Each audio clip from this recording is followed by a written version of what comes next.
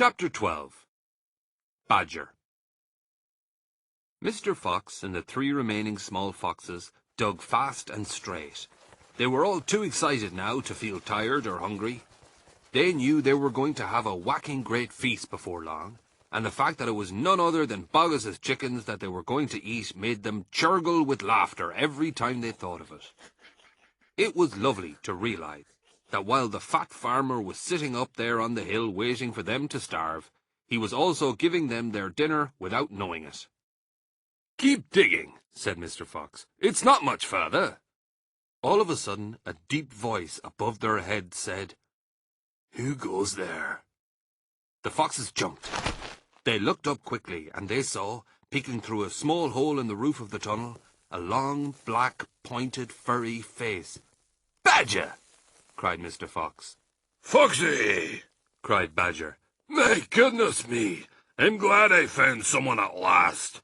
I've been digging around in circles for 3 days and nights, and I haven't the foggiest idea where I am."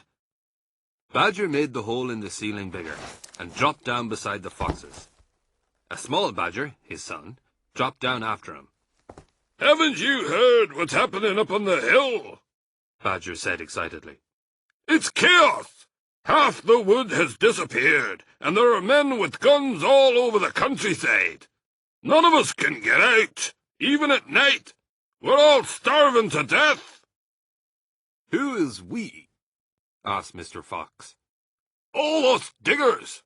That's me and Mole and Rabbit and all our wives and children. Even Weasel, who can usually sneak out of the tightest spots, is right now hiding down my hole with Mrs. Weasel and 6 kids. What on earth are we going to do, Foxy? I think we're finished." Mr. Fox looked at his 3 children, and he smiled. The children smiled back at him, sharing his secret. "My dear old Badger," he said, "this mess you're in is all my fault." "I know it's your fault," said Badger furiously. "and the farmers are not going to give up until they've got you. Unfortunately, that means us as well. It means everyone on the hill." Badger sat down and put a paw around his small son. "We're done for," he said softly. "My poor wife up there is so weak, she can't dig another yard." "Nor can mine," said Mr. Fox. "And yet at this very minute she is preparing for me and my children the most delicious feast of plump, juicy chickens." "Stop!" cried Badger. "Don't tease me! I can't stand it!" "It's true!" cried the small foxes. "Dad's not teasing. We've got chickens galore." "And because everything is entirely my fault," said Mr. Fox, "I invite you to share the feast. I invite everyone to share it. You and Mole and Rabbit and Weasel and all your wives and children.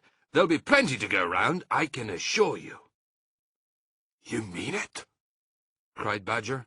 "You really mean it?"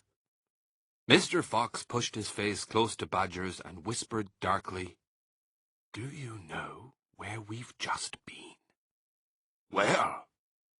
"Right inside Boggis's chicken house number 1. "No." "Yes. But that is nothing to where we are going now.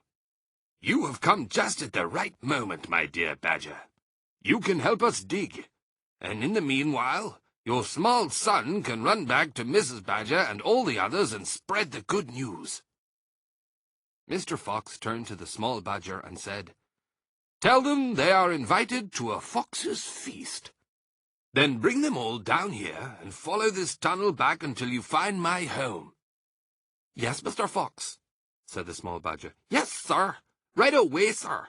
Oh, thank you, sir." And he scrambled quickly back through the hole in the roof of the tunnel and disappeared.